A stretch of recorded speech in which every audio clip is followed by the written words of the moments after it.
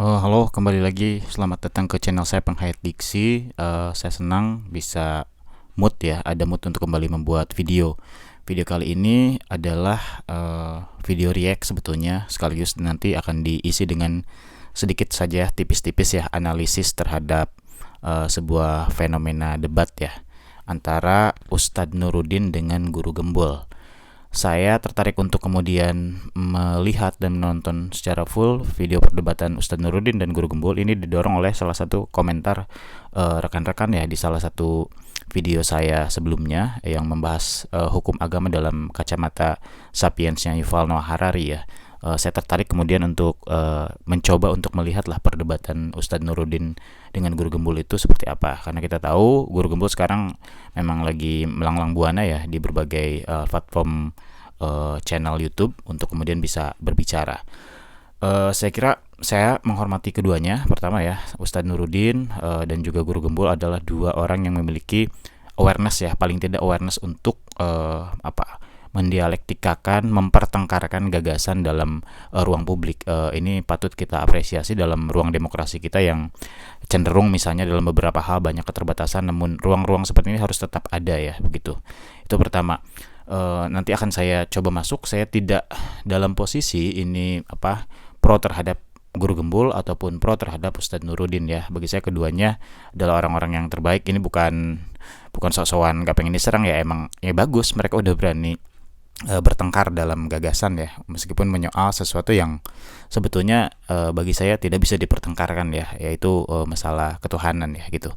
Oke, catatannya banyak sekali sebetulnya, cuman nggak tahu ini mungkin akan menjadi video part satunya ya, dan saya harus satu-satu untuk melihat. Saya kira saya akan memulai dengan kacamata awam saya melihat apa yang disampaikan, apa yang diargumentasikan oleh Ustadz Nuruddin.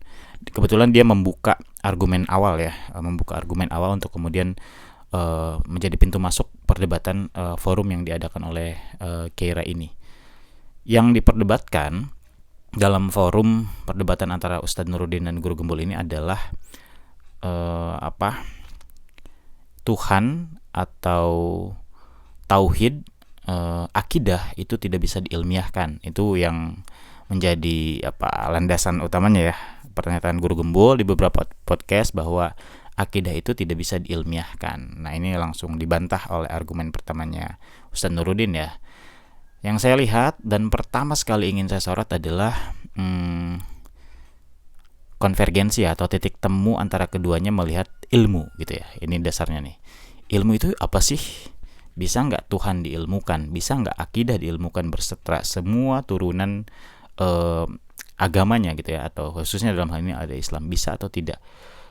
Kalau melihat definisi ilmu, bagi saya secara umum sekaligus utuh ya, ilmu tentang Tuhan itu bisa nggak? Bisa, sejelas dan sejujurnya bisa ya, karena Tuhan ini adalah entitas wujud eksistensial yang memang sudah diimani oleh banyak sekali orang, khususnya orang Muslim, sekalipun nanti Tuhan ini juga diimani oleh agama Semitik lain dengan nama-nama yang lain ya. Kalau di Islam Allah gitu, kalau di Kristen Allah sampai ke Jesus, kalau di misalnya Yahudi Yahweh, Elohim dan segala macam. Saya kira untuk menjelaskan ini dengan ilmu bisa, cuman ilmu yang mana kan gitu. Artinya menyorot soal Tuhan dan fondasi utama bertuhan yaitu akidah atau tauhid, ya ini tentu ruangnya adalah ruang transcendence ya. Jadi ilmu-ilmu transcendence, ilmu-ilmu psikologis, ilmu-ilmu yang didominasi oleh rasional. Nah, kan banyak disinggung nih sama Ustadz Nuruddin, itu enggak rasional. Rasional ini menurut KBBI disinggung juga sama moderator saat itu adalah olah pikir kan. Olah pikir yang bisa diterima oleh kebanyakan akal manusia, sehingga itu bisa menjadi logis gitu kan. Nah, faktanya akal manusia ini beda-beda, sehingga saya kira manusia ketika merasionalisasi sesuatu temuan, suatu fenomena ini juga akan berbeda.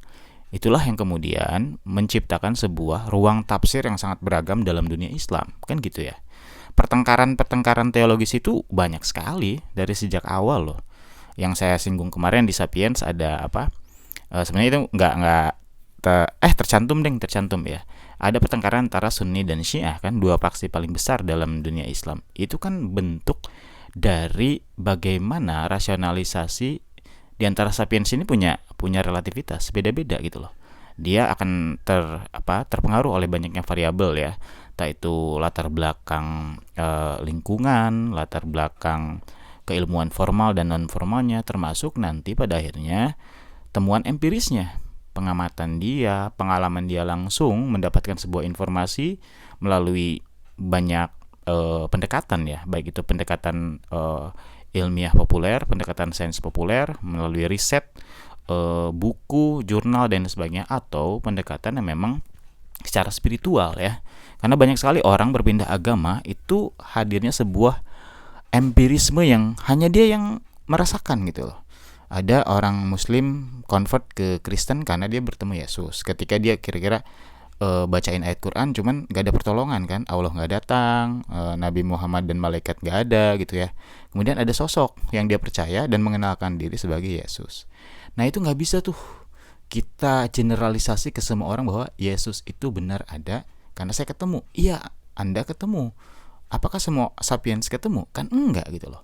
Ataupun kalau ketemu, apakah mereka yakin itu Yesus? Apakah sosok itu memberikan pernyataan bahwa saya Yesus? Atau bisa jadi saya Isa, atau bisa jadi saya Lucifer? Kan banyak ketentuan-ketentuan dan potensi-potensi perbedaan yang hadir itu banyak sekali dan beragam gitu. Jadi hal itu, pendekatan informasi keilmuan semacam itu, empiris itu juga beda-beda, sehingga akan mempengaruhi nanti rasionalisasinya gimana untuk menentukan sebuah titik, untuk menemukan sebuah stand gitu, bahwa bahwa A ini adalah A, B ini adalah B, kan gitu. Jadi bagi saya, kalau saya sederhana melihat begini, ada ruang transenden ilahiyah yang itu tidak bisa dipaksa ditarik masuk ke dalam ruang profan manusia gitu ya. Karena gini ya, dulu ya Nurholis Majid ya, Cak Nur pernah mengatakan, Islam yes, Islamic Party no. Karena dalam ruang politik ini banyak sekali tabrakan-tabrakan, benturan-benturan, baik secara teologis maupun melampaui itu, baik fikih maupun tasawuf, itu bertentangan di ruang politik. Sedangkan ruang politik adalah ruang bebas kan gitu. Sehingga saya juga ingat kata-kata almarhum Ahmad Buya Syafi'i Ma'arif ya, Profesor Syafi'i Ma'arif, mantan Ketua Umum Pimpinan Pusat Muhammadiyah yang ganti Amin Rais, itu pernah bilang jika agama itu diformalisasi dalam bentuk negara, itu hanya akan menciptakan ruang kemunafikan massal begitu. Jadi oleh sebab itu Buya nggak sepakat tuh negara agama. Dasarnya itu agama itu sifatnya privat dan menciptakan luaran kebijaksanaan, wisdom gitu ya. Jadi agama yang baik adalah agama yang bisa mengarahkan, menuntun si penganut agama itu untuk menjadi bijak, untuk menjadi sapiens, manusia bijak kan gitu. Ketika agama itu diformalisasi dalam bentuk birokrasi segala macam, halal, haram, fatwa segala macam, itu nggak bisa berlaku untuk semua orang, untuk semua faksi, untuk semua tarikat gitu ya, karena tidak akan reliable. Mungkin ada beberapa yang dominan bisa reliable, diukur di sana sini, mengulangi, diulangi, masih cocok, ada, tapi tidak sedikit juga yang kemudian beda-beda. Konsep imamah dalam Syiah gitu ya. Terus konsep kebangkitan Isa Al-Masih untuk menumpas Dajjal. Sebagian pemikir Muslim bilang kalau Isa masih harus turun, artinya apa yang sudah diperjuangkan Nabi Muhammad itu ya belum sempurna juga. Toh Isa juga masih turun kan, yang membawa Injil gitu. Itu kan juga menjadi perdebatan. Buya sendiri saat itu dalam bukunya Al-Quran dan Realitas Umat, orang yang berkultus pada kepercayaan bahwa Isa akan turun lagi di hari akhir untuk ngebunuh Dajjal, itu semacam kayak cerita gitu loh, udah semacam kayak cerita yang bahkan itu mengurangi marwah Nabi Muhammad yang sudah menyampaikan suatu nilai yang sudah dalam titik sempurna diukurnya gitu ya. Sehingga kalau masih turun Nabi Isa, paradoks nih gitu ya. Bagi saya, Buya hanya ingin menyampaikan sebenarnya secara sederhana bahwa Islam itu harus harus ada dalam spirit, bukan dalam simbol, teks secara total gitu kan, bayan gitu ya. Jadi Islam itu dari situ, Islam itu harus mencakup sebagai sebuah nilai, substansi, esensi gitu ya. Sehingga Ustadz Nuruddin ya sebetulnya enak ya, Ustadz Nuruddin menyampaikan ini. Satu, ruang ini ruang muslim ya, yang pertama. Satu, dua, Guru Gembul tidak mempersiapkan banyak hal, sekalipun dia mendisklaimer bahwa dia tidak menyiapkan banyak hal, sehingga ya mungkin kalau performanya kurang ya itu menjadi validasi lah kalau dia juga nggak serius nih gitu ya. Padahal bagi saya itu juga nggak bijak ya, dan sebuah disclaimer yang kurang juga lah. Maksudnya dengan seperti itu malah dia membuka ruang ketidakpercayaan diri lebih luas gitu, untuk pada akhirnya memang terlihat sangat tidak percaya diri ya. Bahkan membuat sebuah analogi yang bagi saya itu menjadi tsunami tsunami akademik yang menghancurkan dirinya di panggung itu gitu kan, dengan menanya secara rasional bisa dijelaskan nggak saya di mana. Ya pakai rasional yang paling sederhana juga ya fisiknya ada kan sebenarnya gitu. Cuman dia salah sih sebenarnya, banyak sekali kalau ingin istilahnya ingin memisahkan ruang transenden dan ruang profan itu banyak analoginya, bukan seperti itu ya. Misalnya kalau teman-teman suka nonton videonya Mas Apriyadi Yadi, misalnya seseorang pernah bertanya,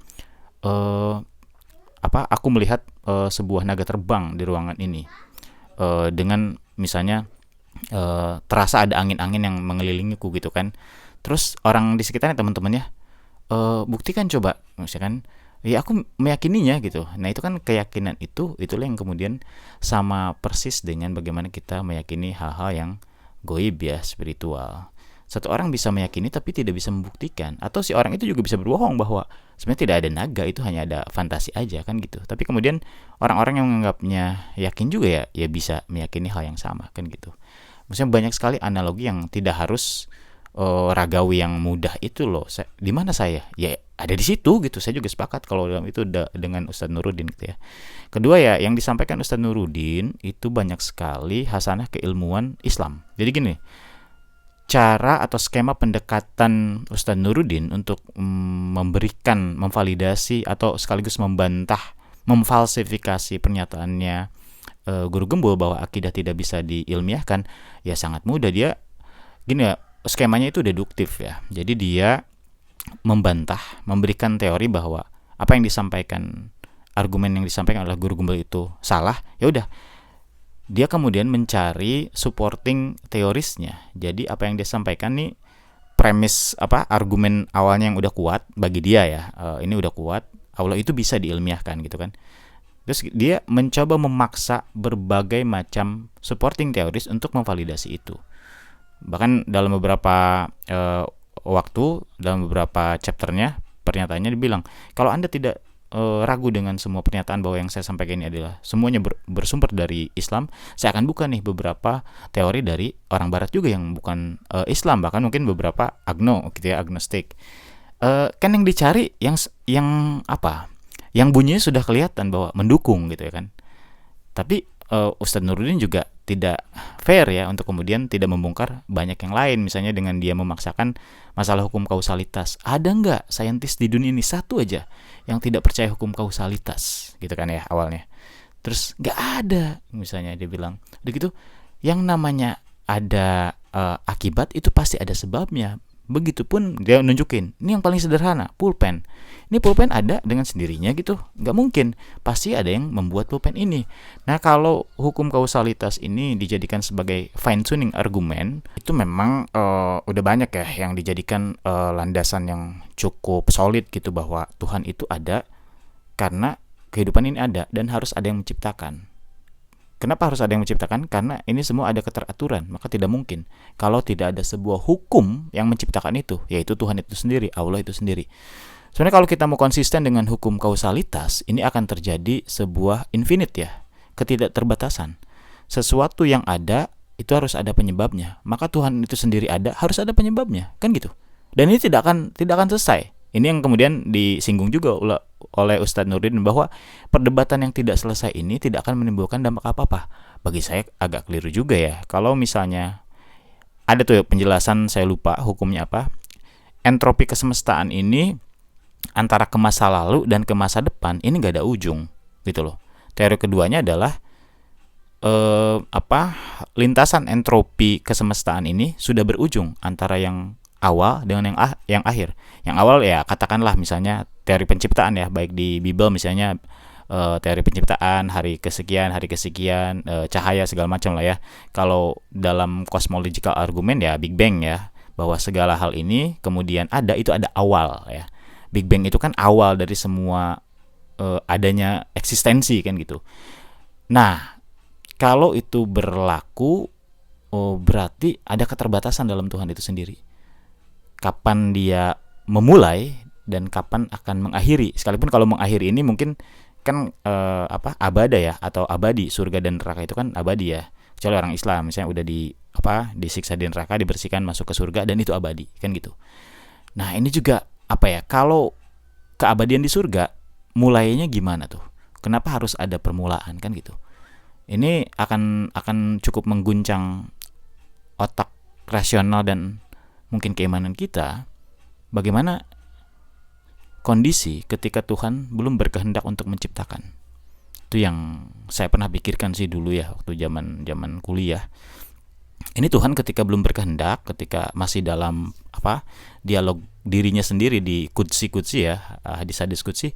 Ini gimana? Karena kesepian ini kan dia menciptakan kehidupan. Karena cinta kasihnya dia kemudian menciptakan kehidupan. Ini gimana sebelum segala ini ada? Sedangkan ruang dan waktu saja itu Tuhan yang ciptakan. Ini kondisinya gimana? Bayangkan ya, kesemestaan kita yang gede ini, yang Bima Sakti satu dari puluhan miliar galaksi yang ada di semestaan yang sudah tervalidasi, yang sudah termention gitu. Ini masih belum kan, baru sekian persennya aja ini. Itu juga tidak bisa dipastikan. Kalau ada persentase kita mengetahui informasi kesemestaan ini baru 20%, artinya kan tinggal 80% lagi. Bagaimana kita bisa yakin bahwa tinggal 80% lagi informasi yang ada dalam kehidupan ini? Kan itu juga akan menjadi perdebatan. Oleh sebab itu, actual infinite itu kan disebut ada awal ya, yaitu Allah sendiri. Nah, sebelum itu gimana gitu? Kesemestaan ini gimana? Terus kalau Allah menjadi awal, apa yang dia ciptakan itu berasal dari mana?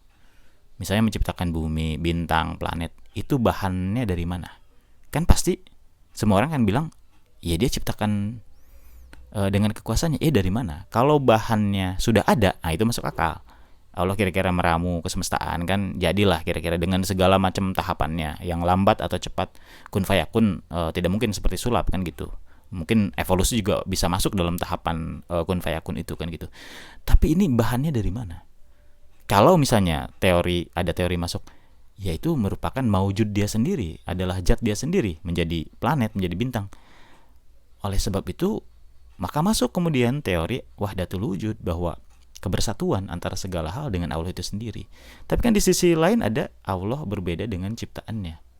Nah, ini juga ada titik paradoks lagi kan. Kalau Allah benar-benar berbeda dengan ciptaannya, maka ciptaannya harus, agak maksa ya, harus berasal dari material yang memang berbeda. Tapi kalau ciptaannya adalah dirinya juga sendiri yang dicipratkan persekian persen gitu, ya berarti keseluruhan hal yang ada di kehidupan ini adalah Allah sendiri. Mikrofon ini, kacamata ini adalah Allah sendiri. Itu ya, pakai rasionalisasi yang bagi saya terbatas ini. Nanti kan ujungnya gimana coba kalau itu tidak bisa? Ujungnya adalah tetap iman. Itu bagi saya fondasi dasar beragama adalah iman. Ada hal-hal yang gak bisa dipaksa, termasuk Tuhan gak bisa dipaksa dijelaskan. Jadi akidah itu ujungnya adalah wisdom. Apa yang kita perbuat sebagai output dari kita sebagai orang yang beriman untuk memberi dampak yang terbaik bagi kehidupan. Tidak hanya bagi sesama manusia, tapi bagi kehidupan, ekologi, segala macam, planet, galaksi gitu ya. Jadi Ustadz Nuruddin, saya harus jujur,